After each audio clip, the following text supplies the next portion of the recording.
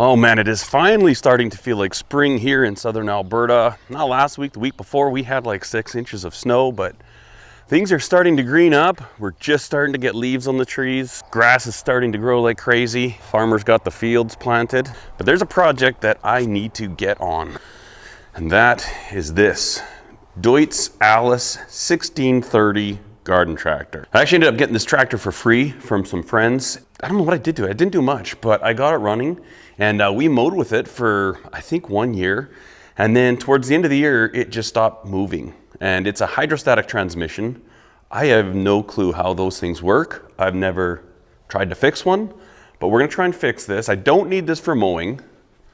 I've got that bad boy. But what I need it for is for things like aerating. We've got one of these little plug aerators. You just load up a bunch of weight on the top. This will aerate the lawn. And I do have this tractor. This is my Hinimoto E23, the best E23. It's not just me who thinks it, it says it right there. Fantastic tractor. The problem with this tractor, it has these like rice cutter tires. These are the tires that came with it from Japan. And apparently these are what they use when they're doing something to rice fields or something.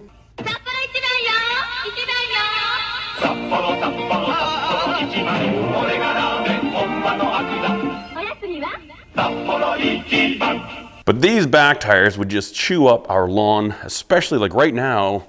It's been raining, the ground is soft, and it'd be a great time to do some plug aeration. I'm hoping it won't take too long to get this thing working, but the first thing I need to do, get it out of here. The gasoline, I just had a sniff, it smells terrible.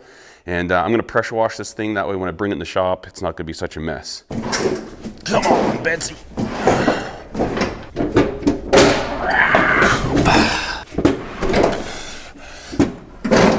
I need some gloves on for this. Ouch. Okay. Ow. That sheet metal hurts the old fingers. All right, so I figured, you know what? If you have a certain technology, you might as well use it.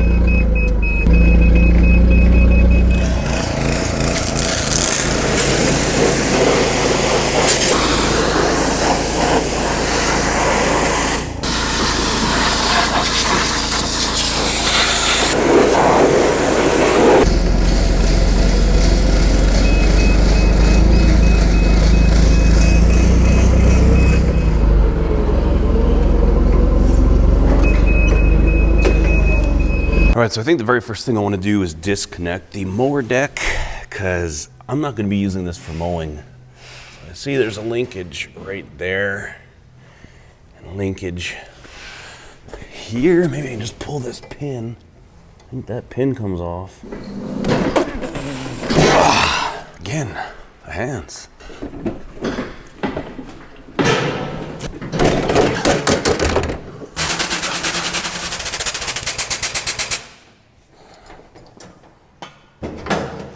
I wish I remembered why this thing stopped running. Sometimes I have this thought that maybe it did run and we just stopped using it. I tell you, having a lift like this is such an easy way to do it. And I thank Princess Auto, the sponsor of this video, and the place where I got my lift from. Okay, there's one pin. Those are nice pins. Never really seen pins like that. It's kind of cool.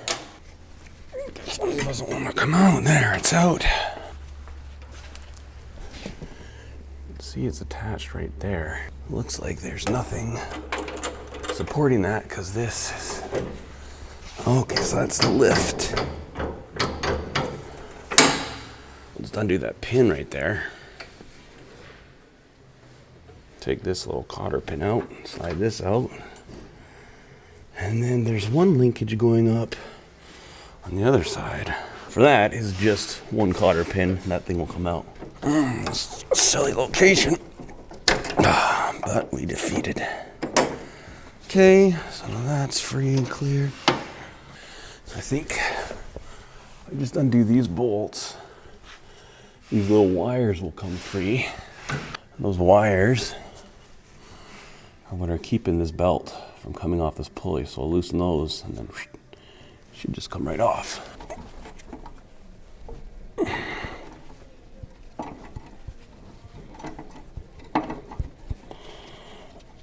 Okay, let's move that. Come on. Hey, I think that is the mower deck belt. Now we need to pull that pin.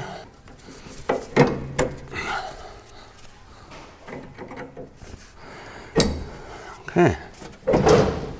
I'll go to the other side.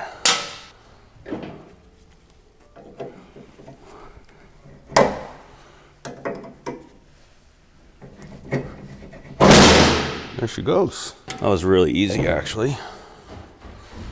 It is completely free. I wonder if I can carry this out or if it's going to be too heavy.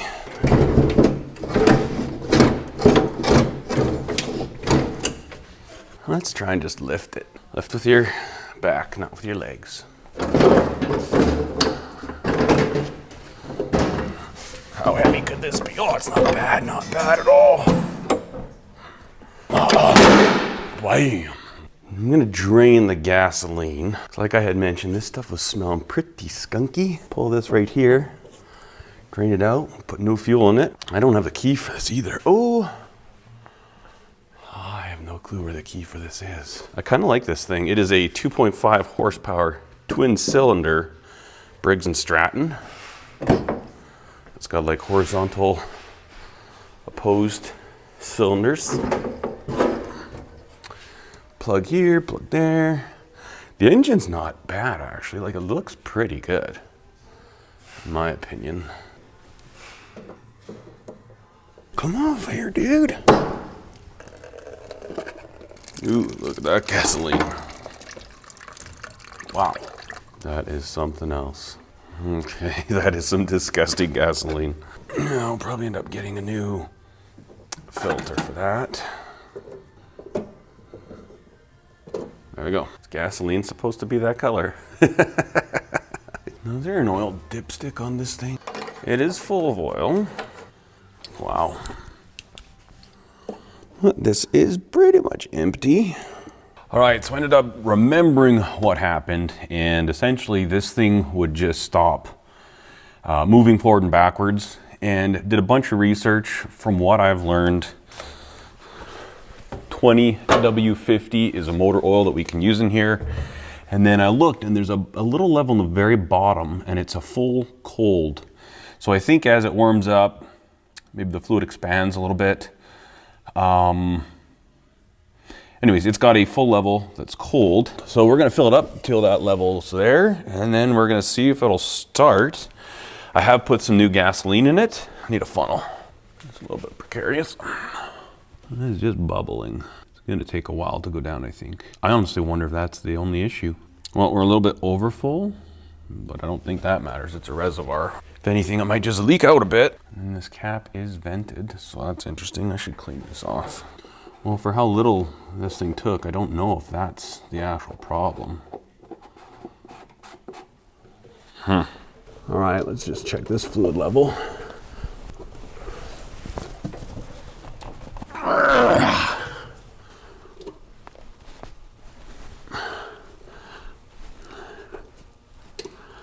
This should be the fill level.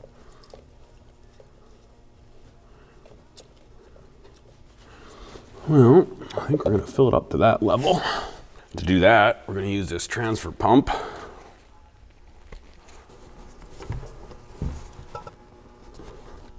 Well, it's taking a bit. So I'm just gonna fill this up until it starts leaking out. Wow, the sucker was dry. I think we might be about there. Yeah, we are there. Excellent. Let that drain out a little bit. Okay, I'm gonna call that good. We'll plug this back up. Should be good. Okay, so I think with those things done, I just got a little battery charger hooked up. But I'm gonna go ahead and lower this down. We're gonna start it up. And the issue it was having before was that it would kind of inch forward, but it wouldn't drive. Like, so I think, unless this whole transmission's shot, but I think it has to do with the low fluid. I'm not sure what the relationship is with this fill plug and that one we just filled in the actual axle, like this thing, but let's drop this thing down and see what happens.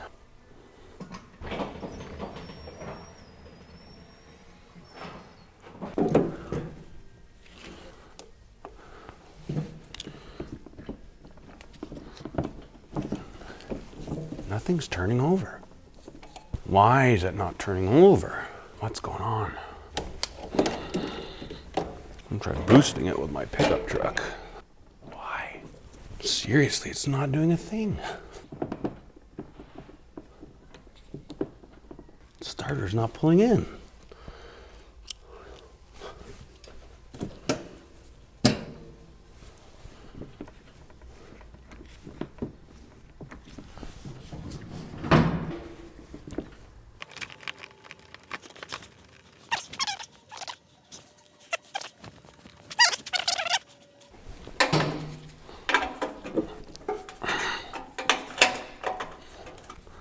Also has a very distinct smell of something being dead in here.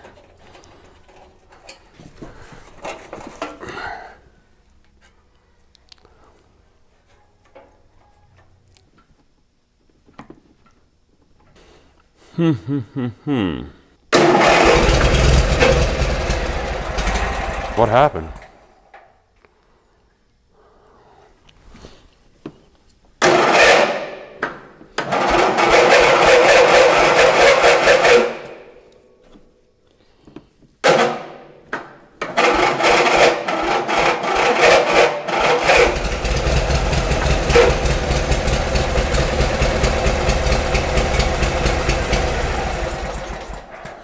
I think I just wasn't turning that starter well enough. Oh my goodness, okay. I don't know where the key is, so I jammed a screwdriver in there, which is the bad idea.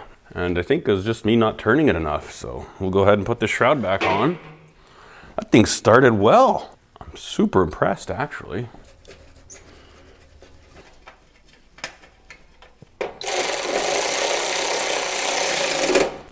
Clip these back up.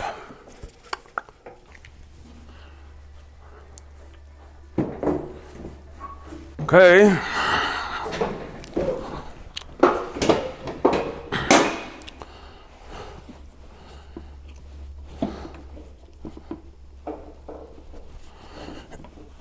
Oh no.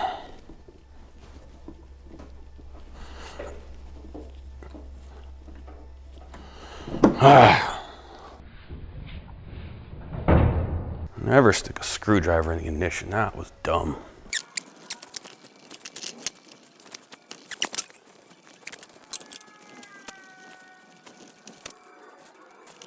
This is the same thing I did before. Like, what's going on?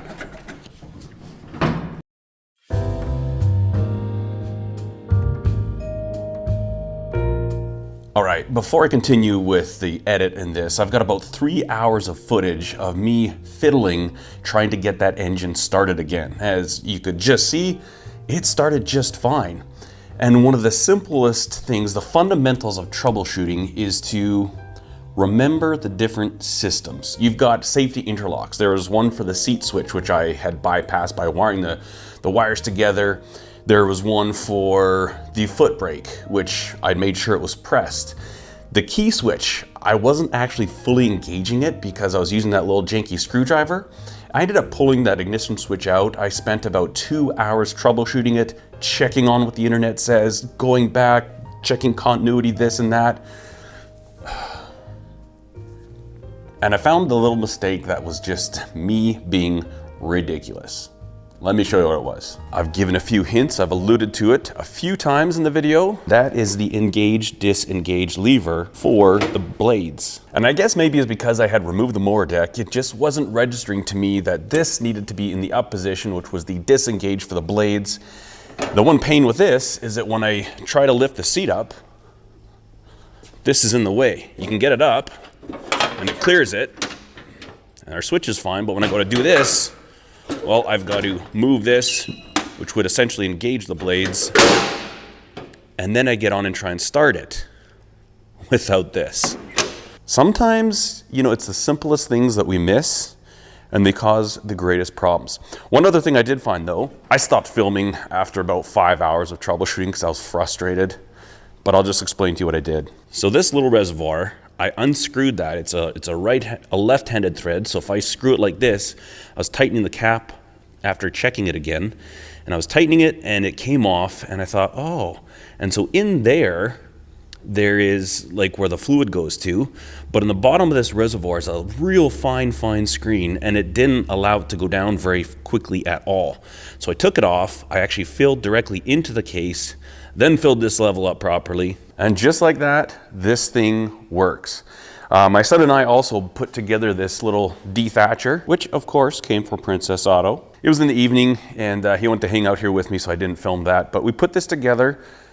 Took it out that evening. My son was driving it for about 2 hours. And again, I was just hanging out with him, so I didn't film it, but this thing works really good. It hasn't been running for 2 days, but I'll show you. We'll do a cold start. The battery hopefully will hold a charge. And again, look at this. I'm gonna delete that because that's gonna be a pain every time. But let's see what this thing does. Put the choke on. Oh, park and brake. Gotta remember that.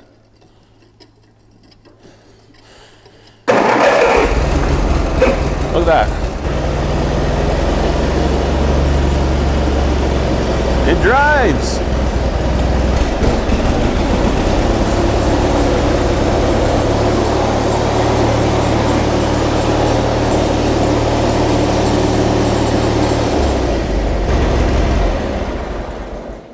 So we got it running. You know, when I think about what I just went through, the process of fixing this, if I were better at troubleshooting, and I used to be really good. I used to work on airport baggage systems, and when you're really familiar with the systems, you always try to think about the simplest cause, verify that's not the problem, then move to the next, to the next, to the next. Key switch. Was I turning it all the way? I don't think I was in the beginning. And then I would turn it all the way and I could feel it, but this silly little engage, disengage lever. And then one time I was doing it just like I just did, and the park brake. So a lot of times people find these tractors and they stop running, and often it's a very simple solution. And I think the hard part is thinking about, okay, for this tractor to start, I don't have a manual for it, but for this tractor to start, what needs to happen? The seat needs to be down, that switch, which I bypassed. The PTO or the engage for the drive needs to be off, and the park brake needs to be on, and you need a key. But other than that, there's nothing wrong with this thing. It does leak a little bit of oil, and I had a little catch pan here. I think it leaks it when it's really warm, because after I parked it hardly leaked at all. But while I was running it, it looked like it was dripping quite a bit. But I actually think that's gonna be okay, because my plan for this is to use it probably in the spring and the fall. I'd kind of wanted to do an off-road mower build with this, but with the amount that leaks, and I mean, you kind of saw how filthy it was, I just don't think this thing's gonna be reliable for something I can use all the time. I would like to take a lawnmower and make it into like an off-road cart. I'll recommend Instagram and YouTube's called OK Off-Road Mowers. Now, I don't think their content's exactly family friendly. I think they have some colorful language, so be warned about that. But they do some really cool things with lawnmowers. They take them out, like they're in British Columbia, Canada, they take them out off-roading, they go camping with them.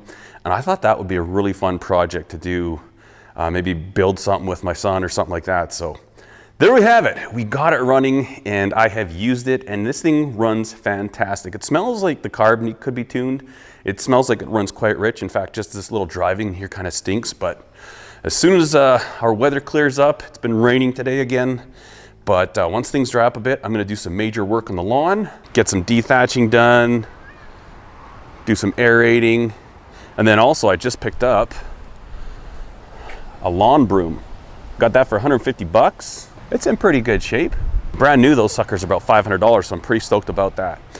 Anyways, just thought I'd bring you along with this little project. I'm glad we got this thing done. I've wanted to get that lawnmower running since we moved to this property. And now that I have it, it's gonna be a great little garden cart. Anyways, I hope you enjoyed the video, guys. Thanks for watching. We'll see you in the next one. Cheers. Oh, thank you again, Princess Auto, for sponsoring this video. I'll put a couple links down in the description. If you live in Canada, you probably know Princess Auto, and what can I say? They're fantastic. Cheers.